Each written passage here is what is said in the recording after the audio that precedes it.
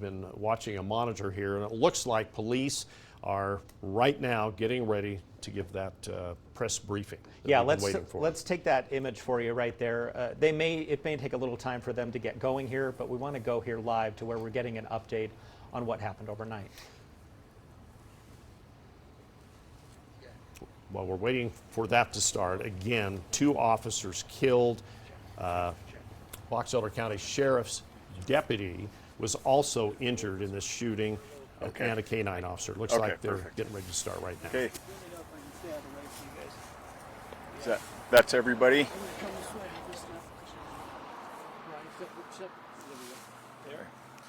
So, good morning. My name's Chad Reyes. I'm the Chief of Police with Brigham City Police Department, and I'm here on behalf of Chief Dustin Cordova and Sheriff Kevin Potter. They've asked me to give the media an update because they need to spend some time with their departments, as I'm sure you can understand.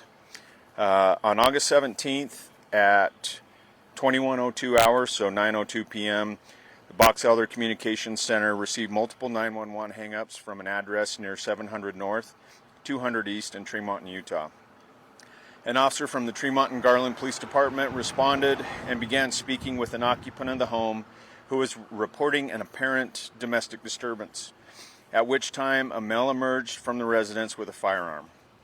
The male opened fire on the officer, striking and killing the officer. A second officer with Tremonton-Garland Police Department responded to assist the first and was immediately fired upon by the same male suspect. The second officer was also struck and killed by the suspect's gunfire. A third officer deputy from the Box Elder County Sheriff's Office had also been dispatched to assist, and as they arrived in the area, the suspect fired several rounds into the deputy's vehicle, striking the deputy and the deputy's police service dog. After being hit by gunfire, the deputy and police service dog remained in their vehicle and were subsequently evacuated to an area hospital and specialty veterinary clinic, where they received medical treatment. Both are recovering and in fair condition now. After firing upon these officers and police service dog, the suspect was convinced to put down his weapon by bystanders, and he was immediately taken into custody by additional responding officers. Due to the level of violence and lack of information precipitating this incident, SWAT teams responded to clear the home and verify no continued threat remained. The suspect was booked into the Box Elder County Jail on charges of aggravated murder. Weber County Attorney's Office is coordinating the ongoing homicide investigation. Tragedies like these rock the entire community, state, and even nation.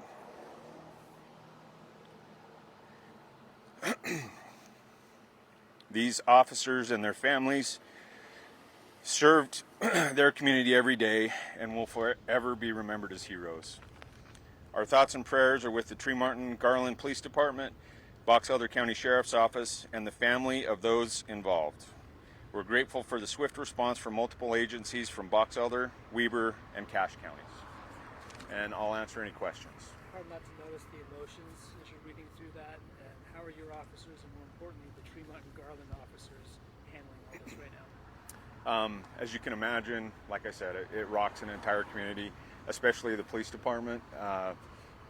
As I mentioned at the beginning of this, Chief Cordova asked me to be here so he could be with his department and his family and take care of their needs as much as one can in a situation like this. Can you identify the names of the officers who were killed? We're not ready to do that just yet. What about the I know He's been booked into jail, but we're not releasing his identity yet either. We're kind of coordinating with Weber County Attorney's Office, and also Chief Cordova has expressed his desire to come out and give a statement. He's just not ready to do that yet, and so I'm just kind of giving as vague but as much information as I can until he's ready to give more. And I know they were responding to an apparent domestic disturbance, but are you able to provide any more details on what exactly led up to the shooting? Just that we received multiple 911 calls to that address, and when we responded, we were talking to one occupant who was giving us information that led us to believe that there was a precipitating domestic, but nothing more than that.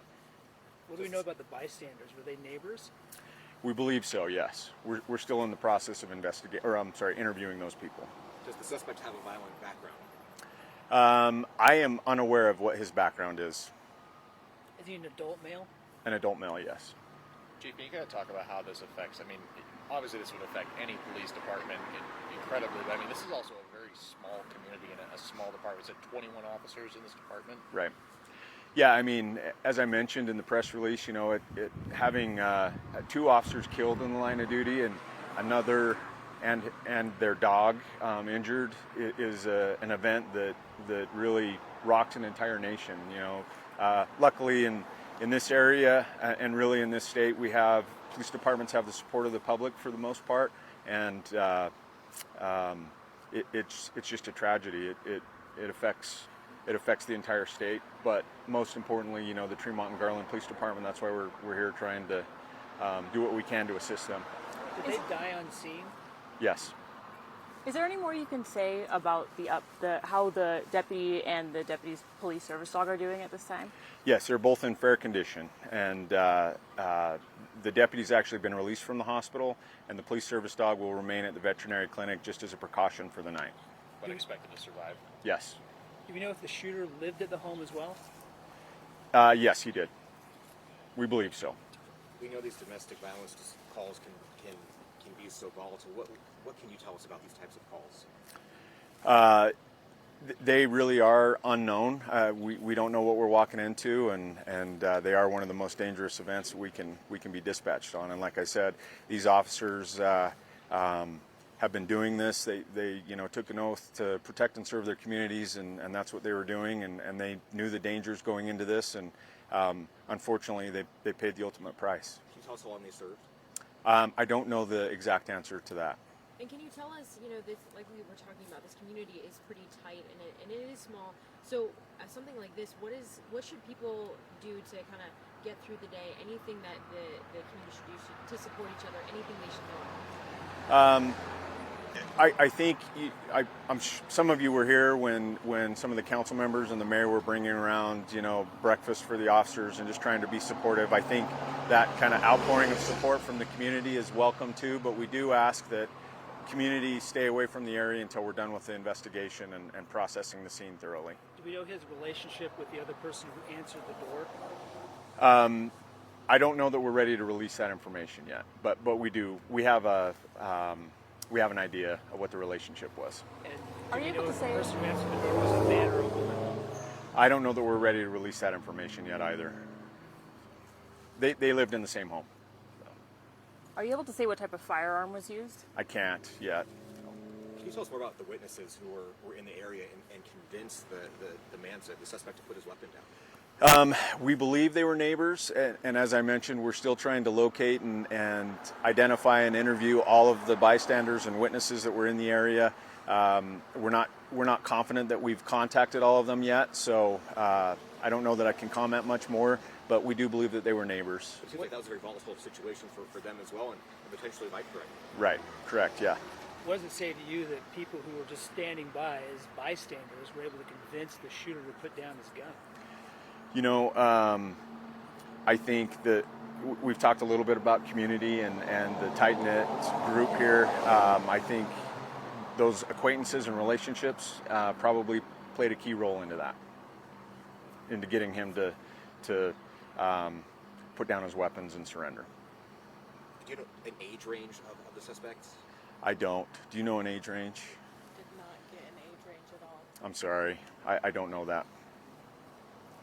I just know an adult male, over 20 at least. So. It seems like a lot of agencies from around the area are coming together here. Tell us about your relationships between these various agencies. Yeah, so Box Elder County the entire county is a pretty tight-knit community, and we all share the same dispatch and CAD system, and so when an incident like this occurs, it's all hands on deck and try to support our sister agencies and brother agencies as much as we can. Do you have any idea how many officers from those agencies as a total responded? I can't say an exact number, but I'll say that we had even officers, as the press release mentions, from Cache County, Logan City, Weber, Ogden. I would estimate there were probably upwards of 40 to 50 officers here. And do we know what's going on right now on the scene as far as what's happening here, the investigation? So we're in the process of processing the scene, which includes obtaining search warrants and diagramming, processing forensics, everything else that goes into a case like this, and we'll probably be here for several more hours. Is this road closed? Are Sorry. you able to say anything about the procession earlier today? We were kind of following on our UDOT cameras. Yeah, so that is customary. As I mentioned, these officers are definitely heroes, and we want to afford them that respect. And so that's a tradition that law enforcement has, to honor those that pay this type of price. And so a lot of agencies from around the state have assisted us in doing that. Have the search warrants been obtained to go in the home at this point? I can't speak to that because I don't know the answer, but I know that they've been applied for, yes. Do you know if the first officer responded by themselves, or were they with a partner at that point? The first officer arrived here alone, shortly followed by the second. Any other questions? I appreciate you guys being out here. Is this road going to be closed for a while? We're actually going to condense the crime scene down one more block, but that'll be closed for, as I mentioned, several hours today still. And we were talking a little bit earlier about how many times an officer-involved shooting has happened in this area. Is it something that you guys have seen before, or is it the first one that's kind of rocking this area? I'm not aware of any other officer-involved shootings that resulted in this kind of injury to law enforcement that have occurred in Box Elder County recently. I believe this is one of the first, and Detective Beck might be able to speak better to that. I think that the Box Elder County Sheriff's Office had an officer-involved shooting in 2012 or 2013, but the officer was not injured. Anything else you'd like to add, Chief? No, I appreciate the community support that Tremonton-Garland has received and that law enforcement receives, and I thank you guys for being out here too. Thank you, Chief. Thank you. Thank you. All right, wrapping up the news conference, that is This one's Chris yours? Reyes from the Brigham City Police Department, kind of handling things while Tremonton-Garland Police Department is dealing with their tragic loss. Yeah, saying he was acting on behalf of the police chief of Tremonton-Garland. There is a live look at the scene where this shooting unfolded. We've had Christian Sita there throughout the morning. So it's taken a while, but we have gotten some concrete information about these very sad developments from this morning. 2 Tremonton-Garland police officers killed, a Box Elder County Sheriff's deputy injured, a canine officer of that deputy also injured, and that is a look at the procession pulling into the medical examiner's office a little earlier this morning as they were making their way down I-15 and here. Probably about an hour or so ago when they arrived in Taylorsville. That is the site of the state medical examiner's office. And there were dozens of police officers, of course, being led by the motorcycle police, and then 2 ambulances with the bodies of the officers. Yeah, they still aren't giving a ton of information as to exactly what transpired at that scene. We do know that officers were responding to a domestic disturbance of some kind, and there were multiple 911 hang-up calls from that residence. And that's what drew officers to the scene. And then a man comes out with a gun and shoots 3 officers and 1 canine officer. And he's now facing murder charges. He has not been identified, and the officers have not been identified either. Sounds like the initial officer got there, was by himself shortly, and that's when the suspect, this is described by police at the news briefing, he was shot and killed. And then shortly after that, the second officer showed up, also shot and killed. And then the third person on the scene was that Box Elder County Sheriff's deputy, and apparently fired several rounds into his police vehicle, injuring the dog and himself.